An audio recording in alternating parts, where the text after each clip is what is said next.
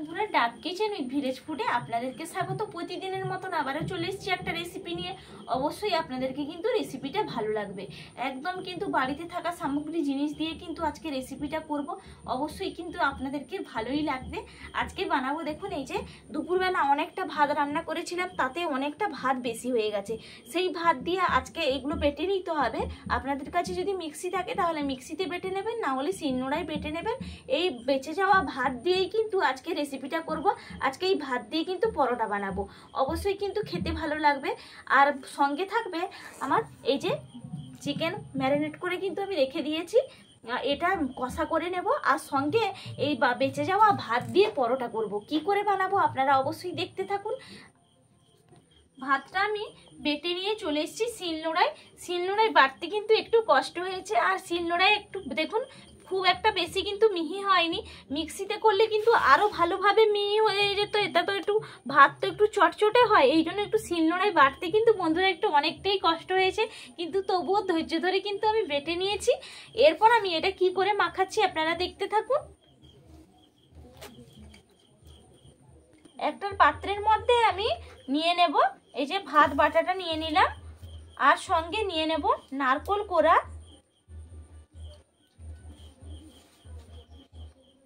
দিয়ে দিলাম নারকোল কোড়াটা। এরপর আমি দিয়ে দেব, আপনারা চাইলে আটা কিংবা ময়দা যেটা হাতের কাছে থাকবে কিন্তু সেটা দিয়ে আপনারা ডোটা কিন্তু তৈরি করে নেবেন। এখানে আমি ময়দাটা পরিমাণ অনুযায়ী দিয়ে দেব একটু, দিয়ে ভালো করে একটা ডো তৈরি করতে হবে। এখানে ময়দা দিয়ে দিলাম 6-7 চামচ মতন আমি ময়দাটা দিলাম। আপনারা পরিমাণ অনুযায়ী কিন্তু ময়দাটা দেখে নিয়ে নেবেন, যতটা ভাতের বাটাটা নেবেন সেই পরিমাণ কিন্তু ময়দাটা দেখে নিয়ে নিতে হবে। আর এখানে পরিমাণ অনুযায়ী আমি নিয়ে নেব লবণ। লবণটাও আমি দিয়ে দিলাম, দিয়ে ভালো করে আমি একটা ডো তৈরি করে নেব।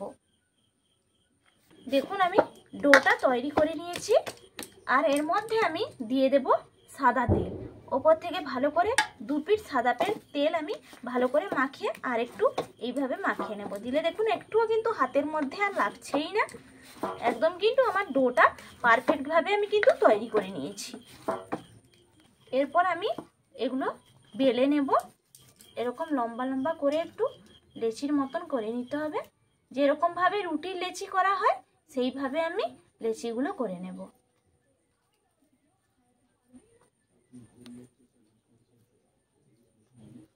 দেখুন লেচিগুলো আমি করে নিয়েছি। এরপর আমি ময়দা নিয়েছি, ময়দার মধ্যে এইভাবে দুদিকে লাগিয়ে নেব, তারপর আমি বেলে নেব।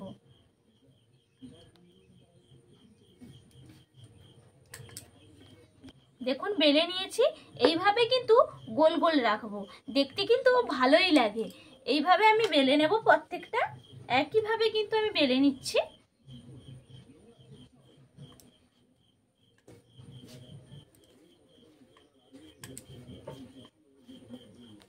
দেখুন এইটাই কিন্তু লাস্ট, একদম কিন্তু দেখুন কত সুন্দরভাবে আমি বেলে নিয়েছি, আর দেখতে কিন্তু কতটাই সুন্দর লাগছে।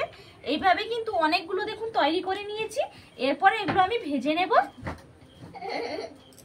গ্যাসটা ধরিয়ে তাওয়ায় বসিয়ে দিয়েছি, তাওয়াটাও গরম হয়ে গেছে। এরপর আমি পরোটাগুলো ভেজে নেব। দিয়ে দিলাম তাওয়ার মধ্যে 2 পিঠ উল্টে পাল্টে, একদম গ্যাসের আঁচটা কিন্তু কমিয়ে দিচ্ছি, দিয়ে 2 পিঠ উল্টে পাল্টে নেব একদম। দেখুন 2 পিঠ ভালো করে আমি সেঁকে নিয়েছি। এরপর আমি এখানে দিয়ে দেব তেল। এখানে আমি সাদা তেলে ভেজে নেব, চাইলে আপনারা ঘি দিয়েও কিন্তু ভেজে নিতে পারেন। যেইটা হাতের কাছে ছিল সেইটাই দিয়েই কিন্তু করে নিচ্ছি।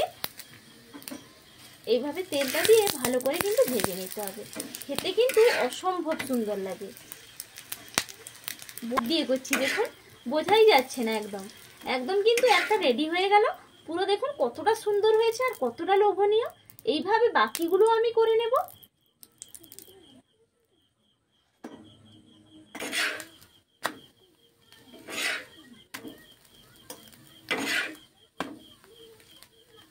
দেখুন এটাও একইভাবে কিন্তু 2 পিঠ উল্টে পাল্টে ভালো করে ভেজে নিয়েছি।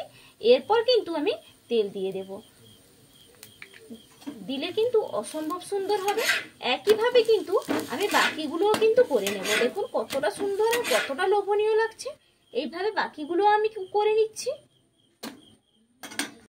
ভেজে নিয়েছি, এটাই কিন্তু লাস্ট ভেজে নেব। দেখুন একদম ভাজা হয়ে গেছে 2 পিঠ ভালো করে। এরপর আমি দিয়ে দিচ্ছি তেল। একইভাবে কিন্তু কতগুলো দেখুন ভেজে নিয়েছি, অসাধারণ ভাবে কিন্তু ভাজা হয়ে গেছে। এরপর আমি 2 পিঠ ভালো করে তেল দিয়ে আমি ভেজে নিচ্ছি।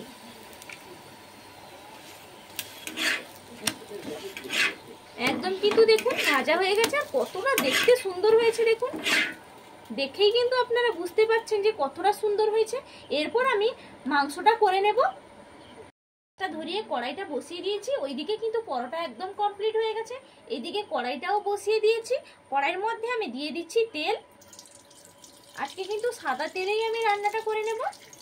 অনুযায়ী এখানে সাদা তেলটা গরম হতে থাক।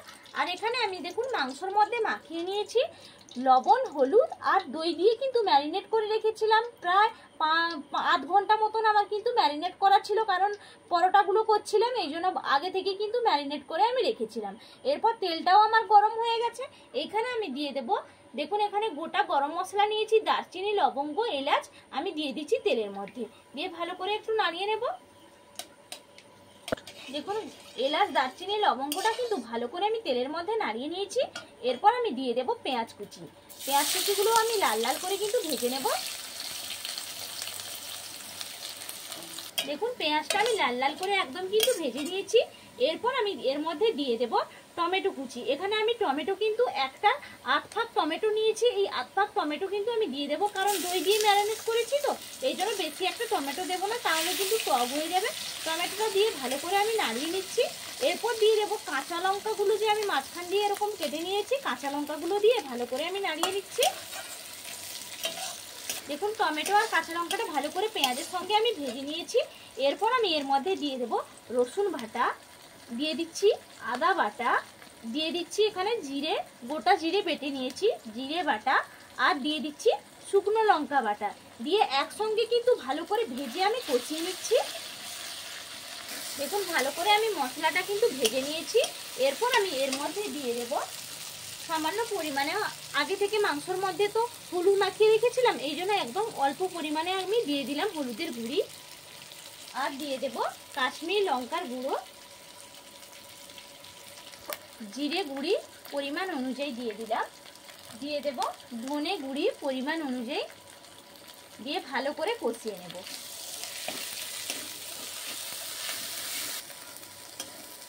মশলার মধ্যে আমি একটু জল দিয়ে দিচ্ছি, যাতে মশলাটা বসে না যায়, সেই জন্য মশলাটার মধ্যে জল দিয়ে কিন্তু একটা গ্রেভি গ্রেভি ভাবও চলে আসে, আর মশলাটাও একদম পুড়ে যায় না। এই জন্য এইভাবে মশলার মধ্যে কিন্তু একটু জল দিয়ে দেবেন, দিয়ে ভালো করে কষিয়ে নেবেন। দেখুন কতটা সুন্দর কালারও চলে এসছে, দেখুন মাংসটার মধ্যে দেখতে কিন্তু অনেকটা লোভনীয়ও লাগছে। দেখুন মশলা থেকে একদম কিন্তু তেল ছেড়ে দিয়েছে, আর মশলাটা দেখুন কতটা সুন্দর কালারও কিন্তু চলে এসছে। এরপর আমি এর মধ্যে একটু সামান্য পরিমাণে দিয়ে দেব লবণ। লবণ আমি মাংসের সঙ্গে কিন্তু মাখিয়ে নিয়েছি, তবুও একটু মশলার সঙ্গে দিলে কি হয়, ব্যালেন্সটা ভালোভাবে হয়ে যায়, এই জন্য মশলার সঙ্গে একটু লবণ দিয়ে ভালো করে আমি আবার একটু নাড়িয়ে দিচ্ছি। দেখুন একদম রেডি, আমার মশলাটা একদম রেডি হয়ে গেছে। এরপর আমি মাংসগুলো দিয়ে দিচ্ছি, দিয়ে আমি ভালো করে কষিয়ে নেব।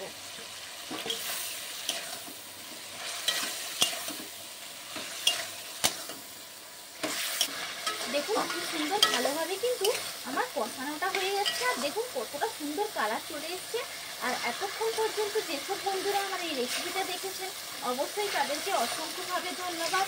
আর একটা কথা আপনাদেরকে বলে রাখি, যদি সবার ভিডিওটা যদি ফুল ওয়াচ করে না দেখি, তাহলে আপনি যদি আমার ভিডিওটা ফুল ওয়াচ করে না দেখেন, তাহলে আপনার ভিডিওটাও কি করে সবাই ফুল ওয়াচ করে দেখবে, তাই না? এই জন্য যদি সবার ভিডিওটা যদি ফুল ওয়াচ করে দেখি, তাহলে কিন্তু সবাই এগিয়ে যেতে পারবো, না হলে কিন্তু এগিয়ে যেতে পারবো না।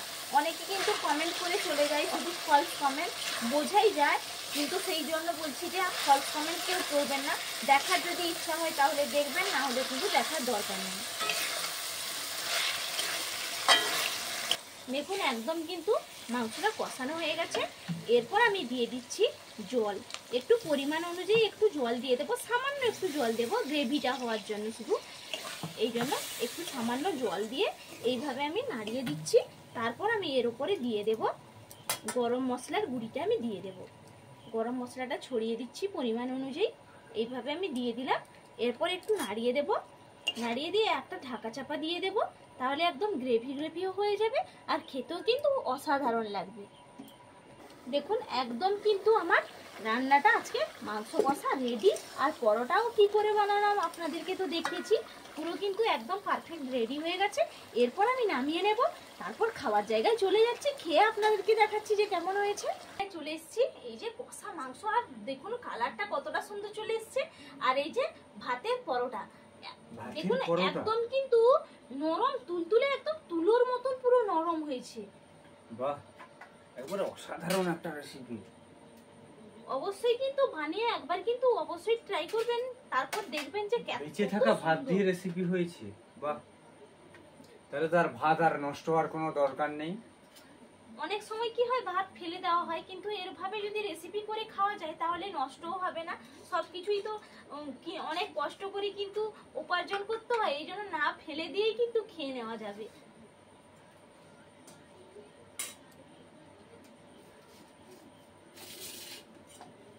আগে খেয়ে দেখি আমি।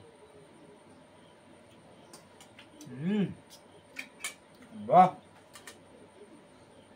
আর পুরো কিন্তু এত নরম হয়েছে বন্ধুরা, মানে বলে বোঝাতে পারবো একবারে না। গ্রেভি দিয়ে খেতে একবারে অসাধারণ একটা,